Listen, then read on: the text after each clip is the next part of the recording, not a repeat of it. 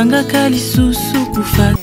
Ya ainsi dit l'esprit, Nzambe ya Congo, mokonzi ya bikela nyonso pe ya milimo nyonso ayeba lisusu kopambola bino libota na Nzambe, libota ya basantu basali na Nzambe ya solo, na kati ya ngonga oyo ya solo tika Nzambe apambola bino ngonga ya mérite, c'est-à-dire que ngonga oyo tokotambola na ba oyo bakondima kotambola na Nzambe, tokotambola na ba oyo bakolinga mabele ya Nzambe ebongwana, tokotambola na bato ya bosolo parce que tozali na kati ya temps ya vérité.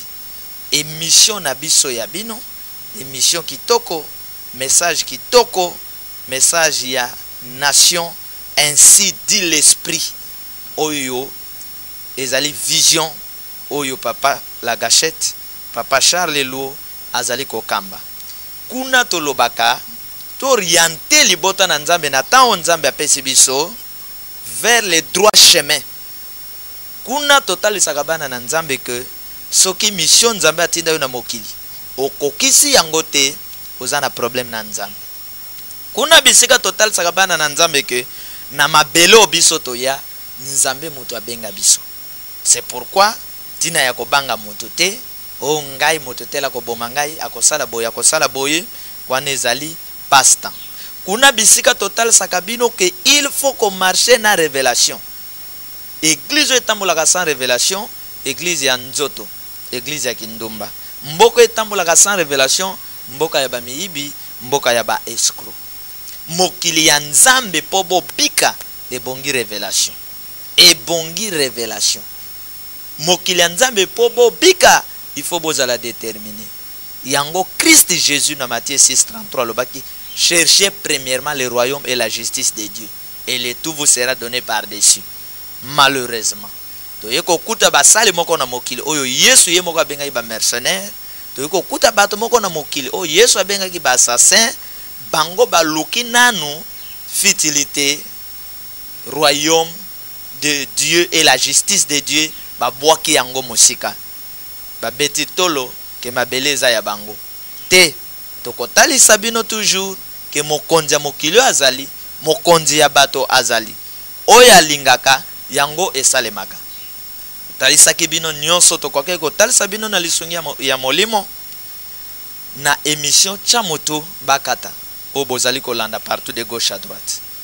Kasi lelo tozali na kati ya thème oyo biso toko traité ezali bientôt la fin du monde et la fin du temps en RDC. Donc oyo eza lokola dédicace na ngai na Congo, na peuple congolais, na basantu ya Congo, na benga kama mabele ya Congo la terre sainte du Congo. Mabele ya Congo eza mabele ya basantu. Yango nazosenga na congolais nyonso, mwana ya Congo nyonso, mwana na Nzambe nyonso ozala ya Congo te, bisiko ozali koma mosantu, parce que mabele ya Congo eza mabele ya basantu. Et Nzambe ya Congo, c'est le Dieu le plus puissant, le tout puissant ya monde. Nzambe ya Congo. Biro ya Nzambe na mbeto na ye ezali awa na Congo. Na kiti na ye ezali na Congo. Alors ndenge ni tokotika satana. Tango nazolo ba satana nazomona bizalele mabe makanti mabe na kati ya bato. Koma tokotika satana avandi sa kiti na ye na mboka Congo. Biso bana Nzambe toboyi. Toboyi. Congolais nyons zala mosantu na mabele ya tata. Alors, thème na biso ezali bientôt la fin du monde et la fin du temps à la terre sainte du Congo. Bientôt. Bientôt wana eza lokola flash, ndenge babetaka flash, attention, bomona ba cortège, ndenge tambolaka na lolendo nyonso, ba cortège mokili zo tambola. Oui, attention, mokonja zoya. Biso pe tolobi attention, bientôt. Fin du monde, fin ya temps na RDC. Na côté ya moke, pour na expliquer fin du monde, fin ya temps na RDC, pe na ko expliquer bino ba message prophétique oyo esprit créateur maître à quatre coins du monde mokonzi ya Congo le père de tous les saints, de tous les prophètes, apesi biso pona mboka to pesa bino. Ndeko na ngai, kolekisa na yo ngonga te ya kokende kosala ba démarche ya mabe contre ngai. Naza na ngai esprit, na ye mosala, na ye bike après mosala, na kozonga. Na ye na nga mosala na kozonga. Soki olekisi no temps ya poison, ya masasi, ya koboma, ya kokanga, ozolekisa temps na yo. Et yo nde muto kozala na ba problème. Ndeko na ngai, bientôt la fin du monde et la fin du temps en RDC. Ou na kati ya mabele ya basantu, ya bosantu, ya Congo. C'est-à-dire quoi? C'est-à-dire kala mingi te makambo susu ezali kosalema na mokili ya Congo. Fin du monde. Oyo na yebi bate ya bino fin du monde. Peto kote ya bino ngo plus loin. Mais fin du monde nazolo belawa. Ezali fin ya makanisi ya bato. Ya mwa clique ya bato moko basala makanisi pour nuire le Congo. Basala makanisi pour na koteka mboka. Moi clique ya ba pasteur moko basala moi groupe ya ko nuire ba serviteur mososo bazali koya. Parce que bazwa na bango opportunité ya kozwa mosolo, ya ko vivre na kati ya corruption. Moi clique ya peuple moko pere fanatique ya bato moko boye bazali ko nuire bango. Bientôt la fin du monde. Fin ya moi makanisi ya groupe ya bato makanisi ya poison, ya groupe ya bato makanisi ya ba assassin, ya groupe ya makanisi ya bandumba. Bato bazali ko suyer mabele ya bosantu, mabele ya Congo, mabele ya le Dieu créateur du Congo. Bientôt fin. Tant que nous avons fin du temps, c'est-à-dire que fin ya calendrier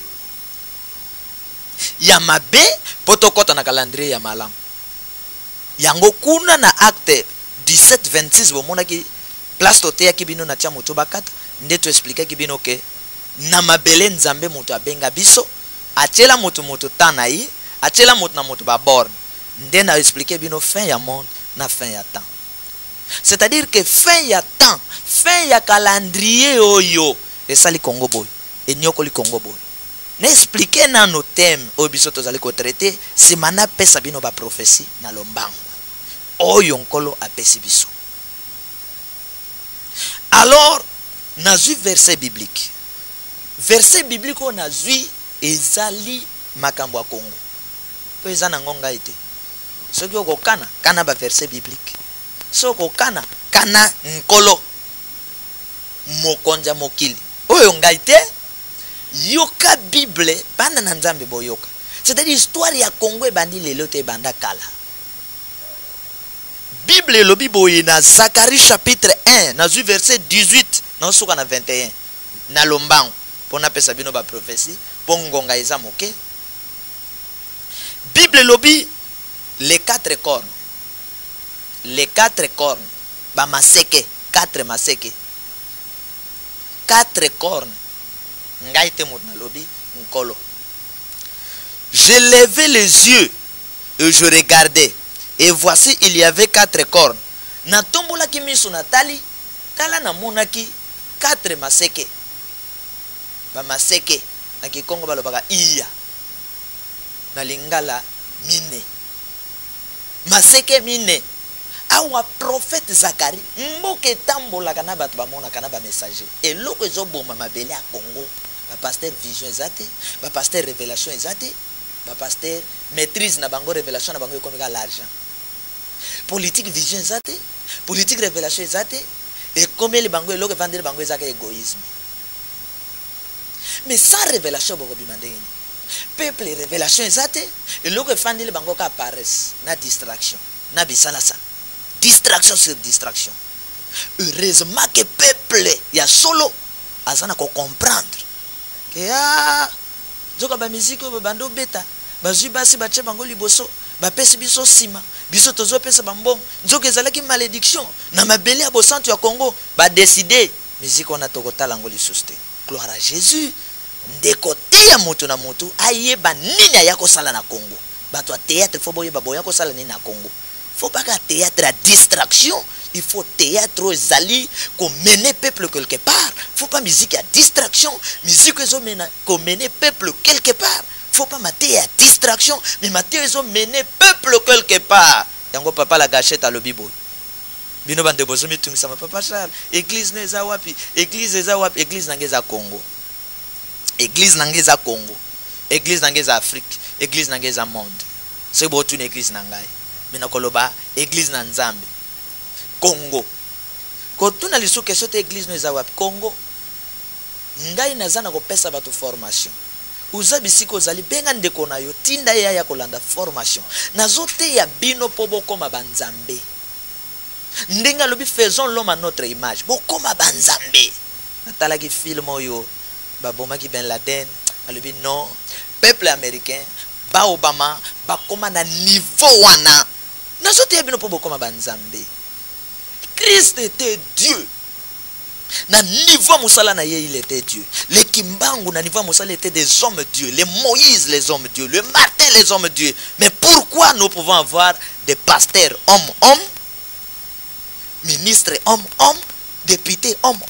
Non. Il faut tout comme bateau banzambe. Un journaliste Dieu. C'est-à-dire niveau musala les osala. Ils ont même bino na dimension mokoboy. Un peuple Dieu. Ba olobela bino ndengeni. Bokotika la kozwa mayele soki na kei soki tozate vous allez une opportunité na occasion unique. Bien aimé, et voici il y avait 4 cornes. J'ai dit à l'ange qui parlait avec moi, qu'est-ce que c'est ces cornes? Et il me dit, ce sont les cornes qui ont dispersé Juda, Israël et Jérusalem. Zacharie a vendu corps spirituel à yeko visiter.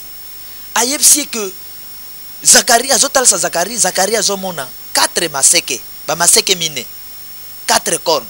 Zacharie azotuna ange, makamnini oyo nazomona, uye ezanini, ba corne oyo ezanini. Esprit ya révélation ezobiseke ba corne azomona, ezali 4 bato oyo babebisi Congo. Ezali 4 bato babebisi Juda, babebisi Jérusalem, babebisi Israël. 4. C'est qu'on a Congo biso to kolobani.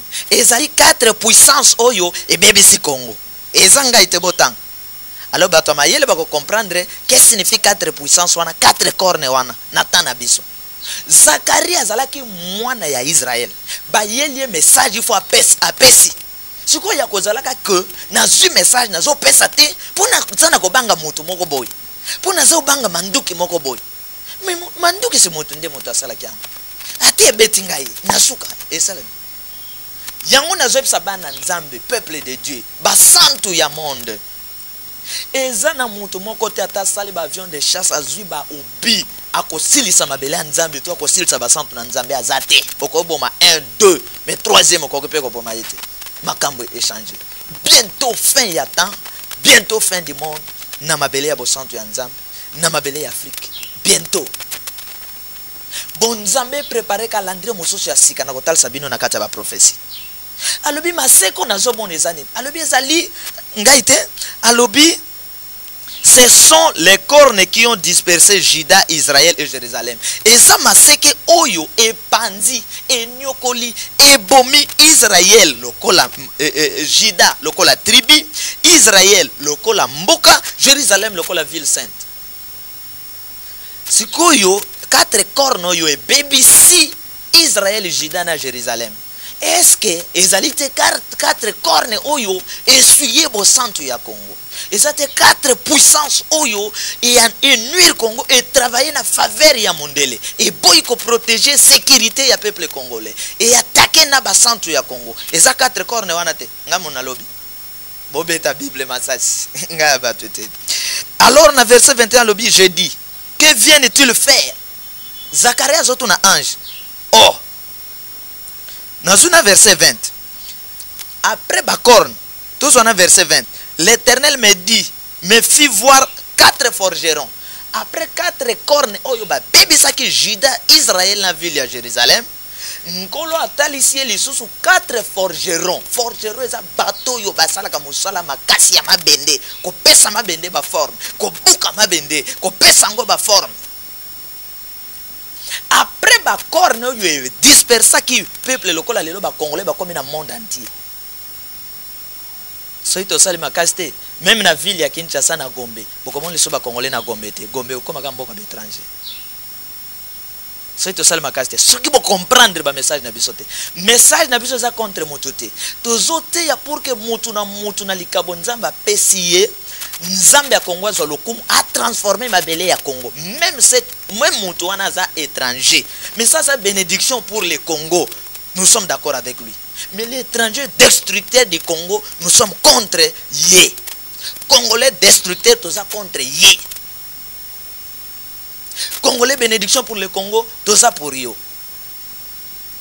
Comment Congo est comme aller faire le boy? Alors au lieu de passer bataille ça que Congo n'a minute les enfer, bah le billet fait les a quelque part, ouais. Vous voyez que na li fait na lola, et ça le que comme on a ma belle nzamba pesi bino. Donc expliquer bino ngo plus loin. Après ba corne baby ça que ceux qui on a l'Éternel me fit voir 4 forgerons. Je dis que viennent-ils faire? Forgeron et il dit ce sont les cornes qui ont dispersé Juda tellement que nul ne se lève la tête et ces forgerons sont venus pour les effrayer et pour abattre les cornes des nations qui ont levé la corne contre le pays de Juda afin d'en disperser les habitants. Forgeron bazalai 4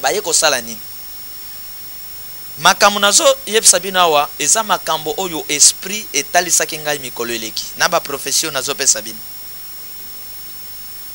na moni 4 étoiles euti SOS nord sud ezali koya bazo ya bapa moko na liloba moko na makanisi moko na tango bayeba tango bakutanaki bango nyonso batutani na makasi explosion esalemi moto ebimi nazana kobanga na fin ya temps na fin du monde ezoya na Congo nazo bate position ya l'église à lokota lobi kozala ndenge nini nazo bate position ba riche lobi kozala ndenge nini nazana ko sola na bino en tant que un esprit na langage ya ba prophète ba riche plus riche ya Congo lobi ba kozala ba plus pauvre et les pauvres ya Congo na bosantu lobi ba kozala ba plus riche bokanga makamna zo sabino parce que accomplissement nango ezali mosika te nkolo afandi ya talike 4 cornes, 4 puissances bazo baby sajida. Ale bien kozala bongo te atindi 4 forgerons, étoile 4 ya makasi. Ba messager. Ale bokende lokola ba corne ba baby simboka mutu akoloba zate. Ndeko kotanga ngo kuna na bisiko zali ozola na ngai. Benga bandeko no bazana Congo balanda. Ba Congolais balanda ba site internet te. Bango balinga ka kolia. Balinga kolia distraction na kobenga bat ba président na ba aide bango balinga ba aide ndeko nangai qu'est-ce qui se passe nkola tali ke lokola muto akoloba zate atindi 4 forgerons ba yeko sala nini ba yepo ba battre basili sa carrière ya 4 cornes oye panzaki Israël de bientôt bouleversement total. Pe changement ya calendrier n'explique que bino ka arrivé Obama et signaler que déjà que to banga li société balance ya justice et égalité pesa mi entre mondele na moto mwindu. Il n'y a plus rien à craindre. Poto bonga.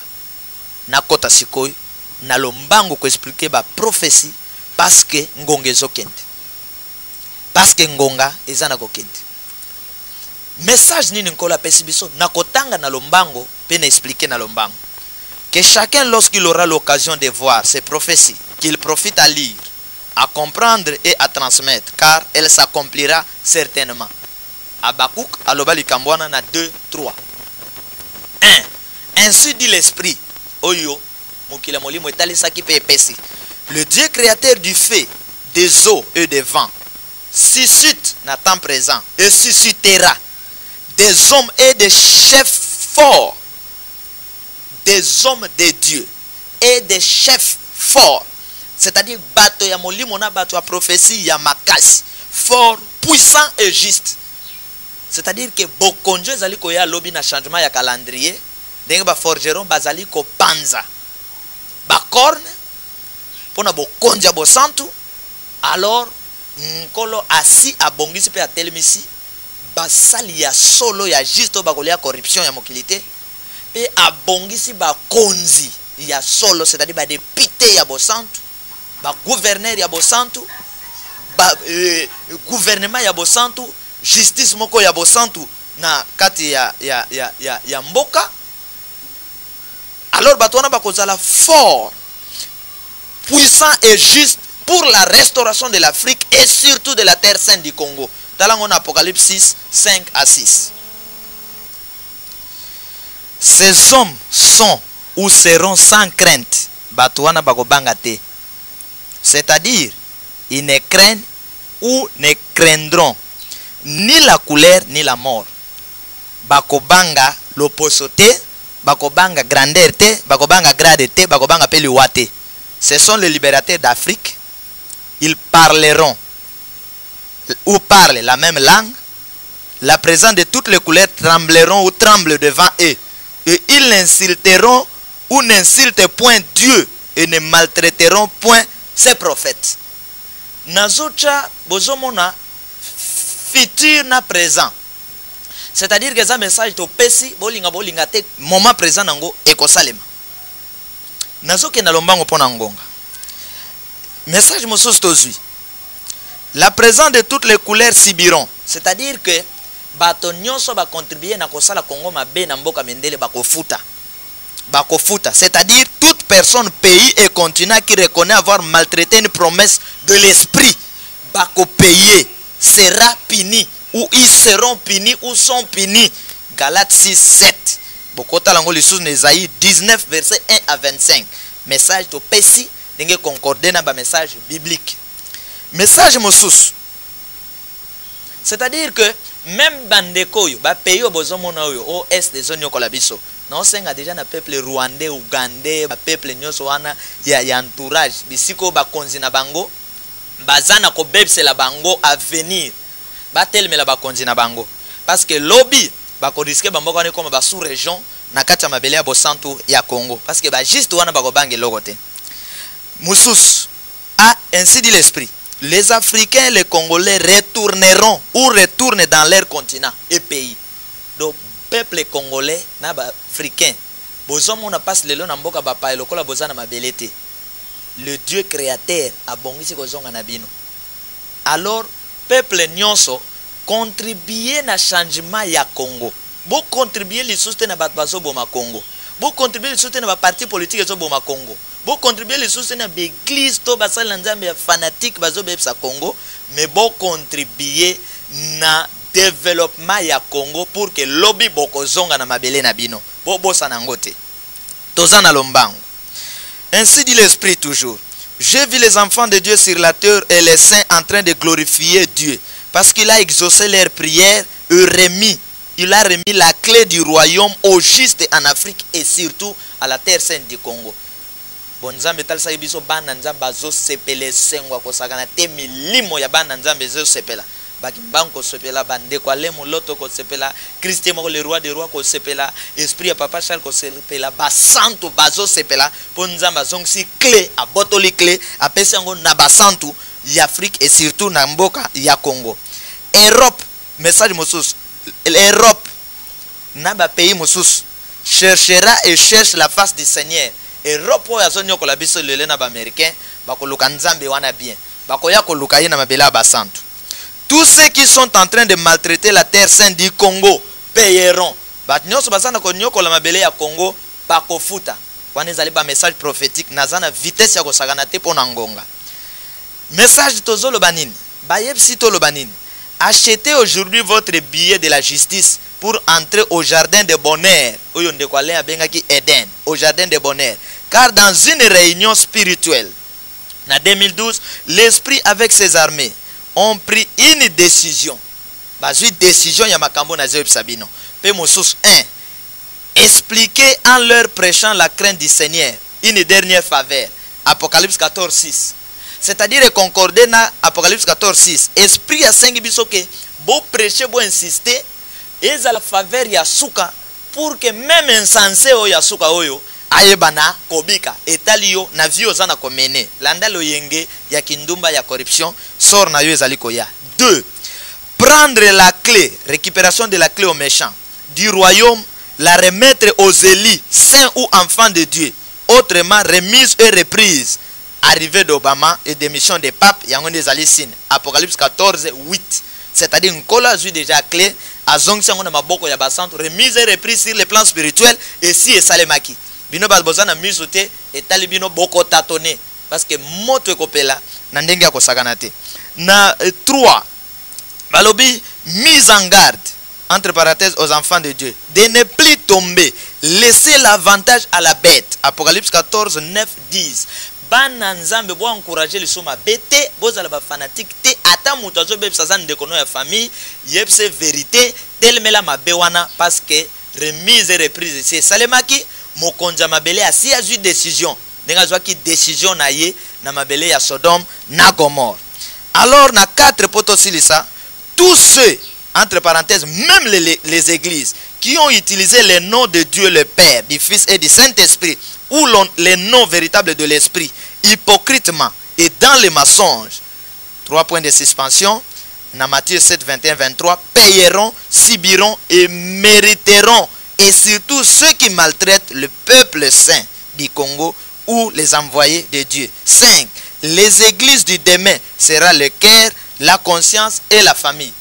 L'église a l'objet aux sous le fanatisme et le col à l'élote, pasteur à Zobat en otage. Alors Yoka, les plus riches d'aujourd'hui, donc ba riches ya lelo, ba kokoma ba pauvre ya lobby, et les plus pauvres ya lelo, ba ngonde ba riches ya lobby. Alors okozala wapi? Ndeko na ngai okozala wapi? Peuple congolais bolalate, bisika bino bozali. Ba message yango to sito tape yango. Toko pesa bino yango. Et na lombango, tozana ba message nkola peso to komi na ba livre. Ba livre na biso ezana imprimerie, bazana ko corriger pe ko imprimer yango. 1. Voie solution du développement. Mise en pratique. Deuxième livre, titre nango mise en pratique. Troisième, explication sur Obama, démission ya pape et sur l'an 2000. Quatrième, pour le peuple des nations. Ce ba nyoko la peuple bakosala nini. 5. Pour bien régner et bien finir na temps o nzamba pesio. 6. Fonctionnement du monde. Mokile tambola kandenge nini. 7. Après la mort na simaliwa ezala kandenge nini. 8. Aux dirigeants du monde. To pesi message pour na ba dirigeants ya monde. 5. Comment entrer dans l'espace de grande puissance. Ndeni boko yiko kota na espace de grande puissance mboka na bino boko mape ba grand. 10. Ezalaki ba prophétie oyo biso to pesi bino. Message alelo ezalaki fin du monde et fin du temps nakati ya mboka ya Congo na explication ya ba prophétie. Tika le véritable père l'esprit d'ainsi dit l'esprit apambola bino. Ezalaki na ngonga ite, ezalaki esprit ya papa la gâchette. Nzambe ainsi dit l'esprit apambola bino, apambola mabele ya Congo, makambo yo zala nango, benga ndeko na ya kozwa ba prophétie oyo parce que ko sale mandenge wana. Alors na mabele ya Congo, ya bosantu ya Congo, lelo to lobby. Est-ce que kokoka poyo lingana yo vérité te? Okoka pe justice te. Otosa mibe kwa nzambe te. Okokoka, ba kokoka te. Al, boke na lifelo. Nkolo nanga pambola bino. 90 75 46 77. Nkolo apambola bino. Le 1er septembre conférence monene oyo ko salema awa na Kinshasa. Nzambe